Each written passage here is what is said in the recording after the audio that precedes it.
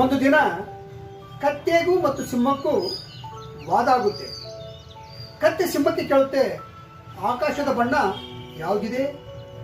ಅದಕ್ಕೆ ಸಿಂಹ ಹೇಳುತ್ತೆ, ಅದೇನು ಆಕಾಶದ ಬಣ್ಣ ನೀಲಿ ಇದೆ.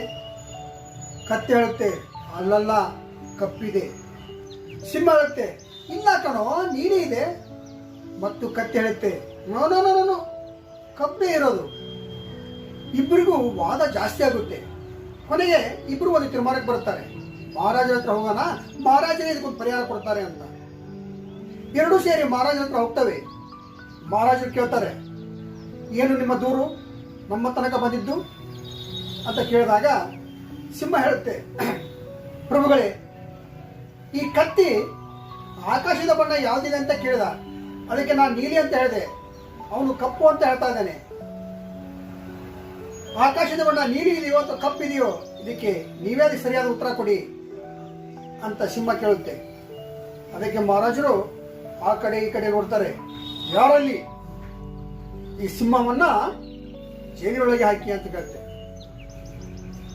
ಆಗ ಸಿಂಹಕ್ಕೆ ಗಾಬರಿ ಆಗಿಬಿಡುತ್ತೆ, ಮಹಾಪ್ರಭು, ನಾನೇನು ತಪ್ಪು ಮಾಡಿದ್ದೇನೆ? ಆಕಾಶದ ಬಣ್ಣ ನೀಲಿ ತಾನೇ ಇರೋದು, ನಾನು ಏನು ತಪ್ಪು ಮಾಡಿದ್ದೇನೆ ಅಂತ ನನ್ನ ಜೈಲಿಗೆ ಹಾಕ್ತಾ ಇದ್ದೀರಾ ಅಂತ ಕೇಳುತ್ತೆ. ಅದಕ್ಕೆ ಮಹಾರಾಜರು ಹೇಳ್ತಾರೆ, ಇಲ್ಲಿವರೆಗೂ ನೀ ಕತ್ತಿ ಕೂಟ ವಾದ ಮಾಡಿದ್ದೇ ತಪ್ಪು.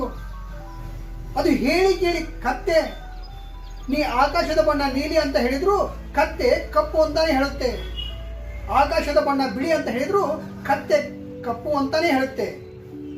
ನೀನು ಕತ್ತೆಯ ಜೊತೆ ವಾದ ಮಾಡಿದ್ದೆ ತಪ್ಪು ಅಂತ ಮಹಾರಾಜರು ಹೇಳ್ತಾರೆ. ಅದಕ್ಕೆ ಸಿಂಹ ಸುಸ್ತಾಗಿ ಬಿದ್ದೋಗುತ್ತೆ, ಕತ್ತೆ ಗಗಗಗಿಸಿ ನುಗ್ತಾ ಇರುತ್ತೆ. ಅದಕ್ಕೆ ಸ್ನೇಹಿತರೆ, ವಾದ ಮಾಡಿದ್ರು ಜಾಣರ ಹತ್ರ, ತಿಳಿದವರ ಹತ್ರ ವಾದ ಮಾಡಬೇಕಂತೆ.